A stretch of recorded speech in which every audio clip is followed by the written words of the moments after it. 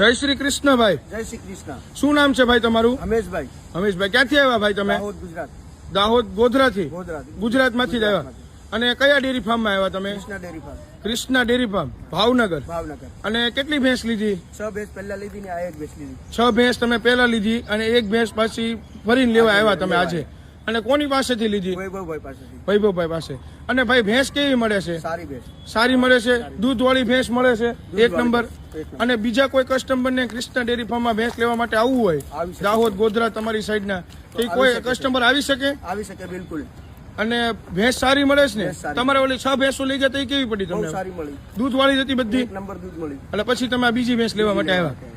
કઈ વાંધો નહીં ભાઈ, હવે બીજા કોઈ કસ્ટમર ને લેવી હોય તો આવે ને અહીંયા? બિલકુલ આવી શકે છે, વિશ્વાસ પાત્ર થી આવી શકે। અને ટોપલી ભેંસ જ લીધી તમે? ટોપલી ભેંસ જ બધી। અને નીચે પાડી છે એવી ભેંસ જ લીધી ને આપણે? પાડી છે। કોઈ વાંધો નહીં ભાઈ, હવે આપણે ભેંસ તમારી લીધી લોડ કરી દઈએ ગાડી પર।